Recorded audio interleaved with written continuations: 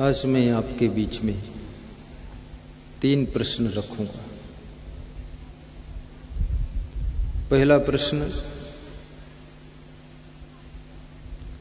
संत कबीर से पूछा गया है। दूसरा प्रश्न महात्मा विदुर से धृतराष्ट्र ने पूछा है। और तीसरा प्रश्न रामचरितमानस के अंतर्गत भवानी जी ने शिव जी से पूछा है। भवानी जी बहुत बुद्धिमान है और शिव जी बहुत विद्वान है।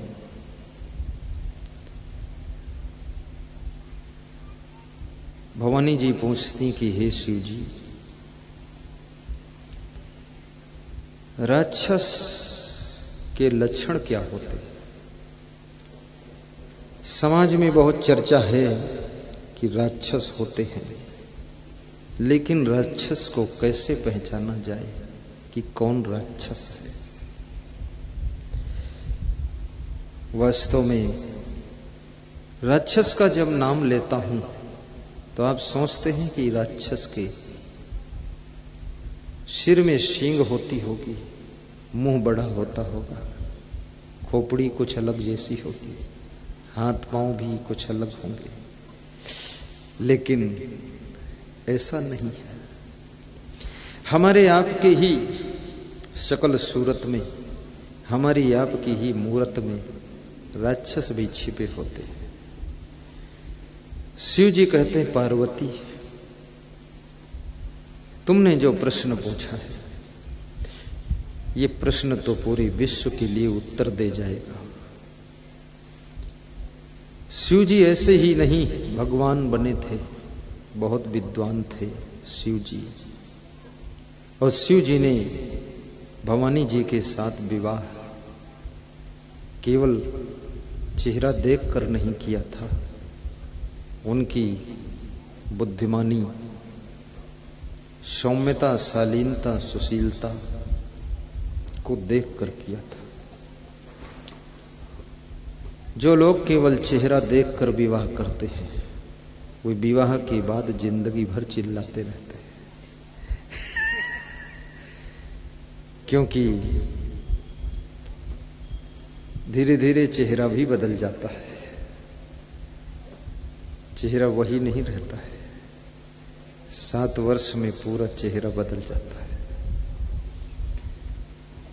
मैं मानता हूं शादी करो, चेहरा भी ठीक हो, अच्छी बात है, लेकिन चेहरा थोड़ा सांवला भी हो, लेकिन आपका पति दिल वाला हो। कोई गलती हो जाए तो आपको माफ कर सके, ऐसा पति हो। तुम्हारे घर की गरीबी को मिटा सके, ऐसा पति हो। तुम्हारी आवश्यकताओं को पूर्ण कर सके, ऐसा पति हो। और दारू न पीता हो, ऐसा पति हो। गाली न देता हो, ऐसा पति हो। और तुम्हारी पिटाई भी न करे, ऐसा पति हो। कितनी लड़कियां जिंदगी भर कभी पीटी नहीं गई, न माँ ने पीटा न बाप ने पीटा, फूल जैसे कोमल उनको संभाल कर माँ बाप ने रखा। शादी हुई, ससुराल गई और वहां उनकी पूरी सर्विसिंग हो गई, ऐसी पिटाई हुई, बहुत दुखी हुई। सोचती हैं जीऊं कि मरूं, जहर खाऊं, क्या करूं।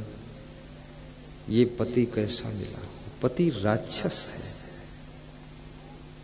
राक्षसी प्रवृत्ति का है। और आपकी पत्नी भी ऐसी हो, शकल सुंदर हो या थोड़ा मीडियम भी शकल हो, लेकिन अकल सुंदर होना चाहिए। कई बार देखा जाता है नारियों की शकल तो बहुत सुंदर है, लेकिन अकल तो भैंस के बराबर है बिल्कुल खत्म कहानी। तुम कहोगे 2 चाय बना दो तो 6 चाय बना देगी, शक्कर 12 चाय भर की डाल देगी। चाय तो चाय भर पी जाती है, वो आधा आधा लीटर गिलास भर कर दे देगी।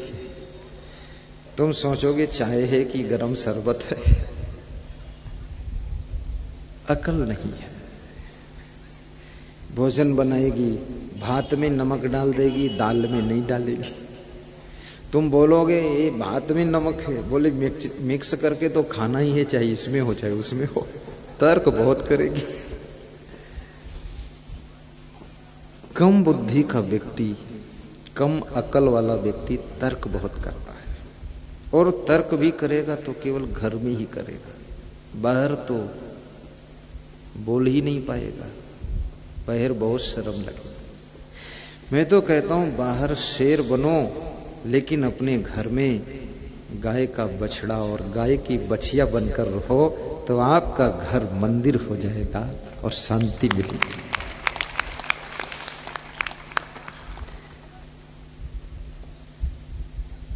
अकल सुंदर होना चाहिए, और यदि ऐसे संस्कार की पत्नी मिल जाए जिसमें भक्ति हो, तो समझ लेना वो देवी आपके घर में आई है, देवी।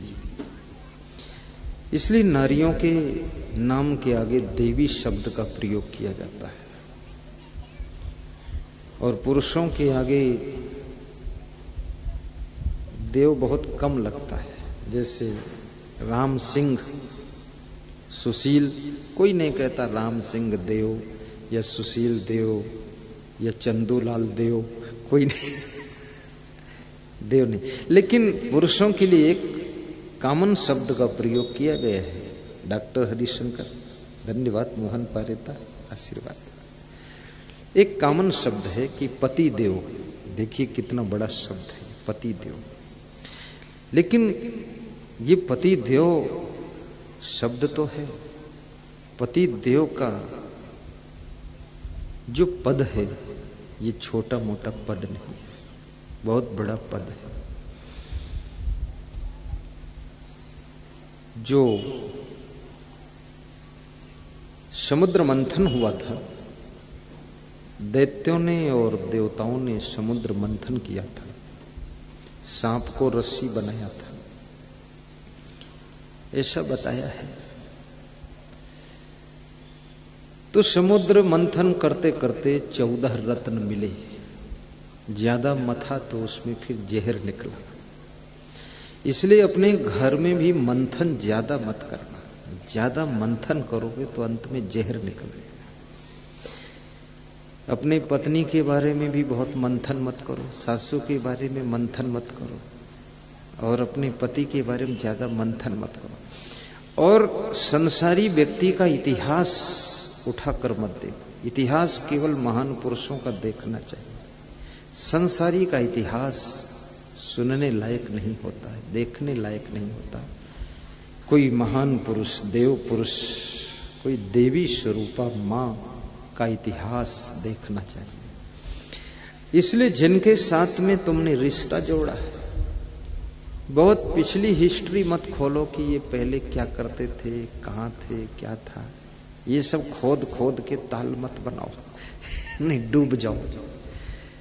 पहले जो थे छोड़ो बात। पहले बचपन में तो कृष्ण भगवान गायें चराते थे, तो क्या उनको तुम भगवान नहीं मानोगे? बचपन में पहले तो कबीर साहब कपड़ा बुनते थे, क्या उनको संत नहीं मानोगे?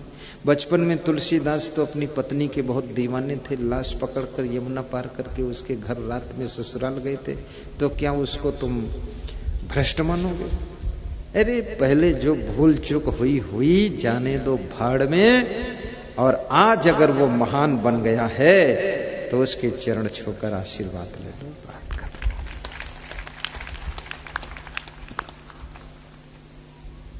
बचपन कितने लोगों का बहुत दुख में भी बीता है। आज जो भारत के पीएम हैं उनका बचपन तो बहुत ही दुख में रहा है, लेकिन उनके पास जाकर तुम कहो कि तुम बहुत कबाड़ी थे और तुम्हारे पास कुछ नहीं था, अब तुम बहुत बनने लगे हो, ये बात फालतू है। अब जो हैं इस समय पीएम है तो हम लोग पीएम मान लेते हैं, जो डीएम है तो डीएम मान लेते हैं। इसलिए शास्त्रों में लिखा है कि वर्तमान में बरतो भाई, भूत भविष्य को देव भगाई। अंगुलीमाल अपने जीवन काल के पूर्व समय में लोगों को लूटता था, लेकिन महात्मा बुद्ध के शरण में पहुंचा।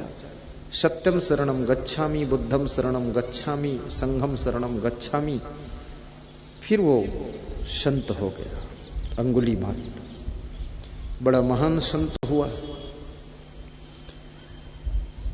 वाल्मीकि बचपन में रत्नाकर नाम के डाकू हो गए थे, लूटते थे सबको और सिर काट देते थे। फिर वो सप्त ऋषियों की संगत को पाकर साधु बन गए और इतने बड़े संत हुए कि उनको ब्रह्म ऋषि के नाम से जाना गया। और भगवान श्री राम ने उनके आश्रम पर जाकर उनको दंडवत प्रणाम किया। और वाल्मीकि इतने विद्वान हुए कि संस्कृत में रामायण लिखी, तुलसीदास ने तो हिंदी में लिखी, उन्होंने पूरी संस्कृत में लिखी। इतना विद्वान व्यक्ति, इतना बुद्धिमान व्यक्ति डाकू बन गया और सत्संग मिल गया तो फिर साधु बन गया। सोचिए, गंदा नाला का पानी कितना गंदा है, लेकिन गंगा जी में मिल गया तो गंगा जल बन गया।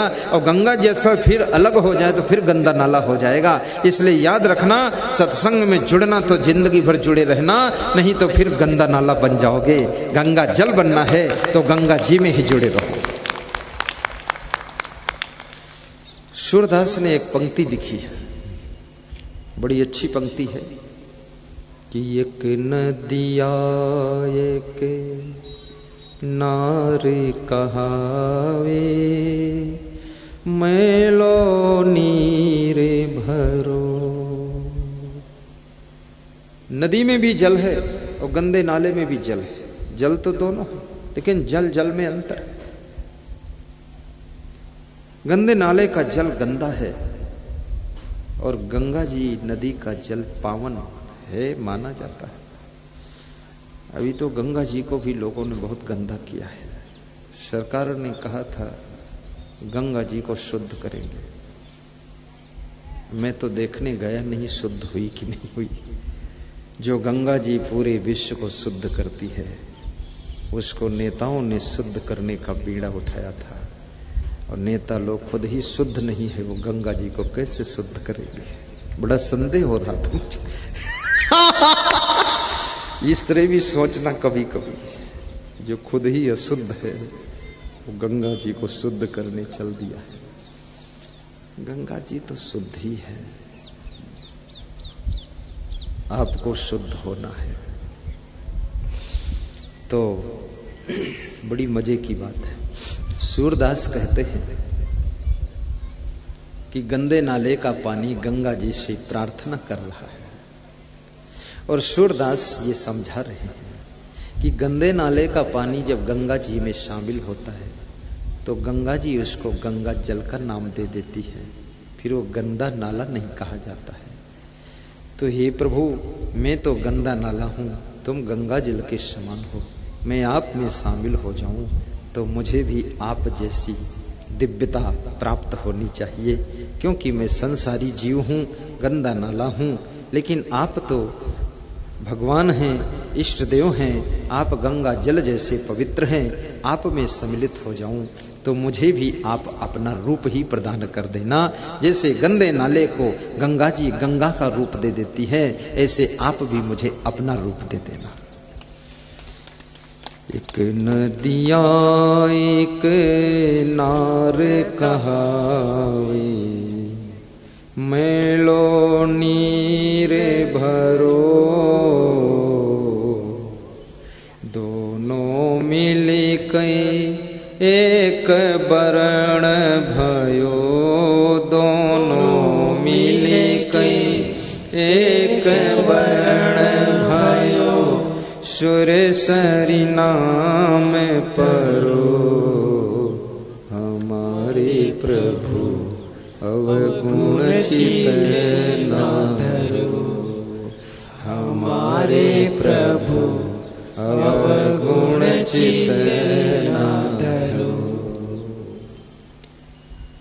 जिसका जिसका इस धरती पर जन्म हुआ है, शरीरधारी प्राणी में कुछ न कुछ अवगुण तो होता है। किसी को थोड़ा गुस्सा आ जाता है, यह अवगुण ही तो है। किसी को थोड़ा लालच आ जाता है, अवगुण ही तो है। किसी को थोड़ा आलस्य आता है, अवगुण ही तो है। किसी को थोड़ा ज्यादा खाने का आदत है, वो भी अवगुणी तो। हालांकि इसमें पाप कोई नहीं, थोड़ा एक रोटी ज्यादा खा लिया है लेकिन बीमार हो जाता है। और किसी को गंदगी करने का आदत है, जहां बैठता वहां कुछ गंदगी कर देता है, अवगुण ही तो है।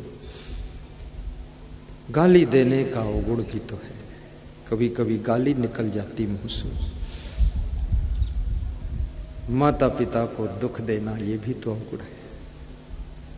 सास ससुर को सताना ये भी अवगुण है।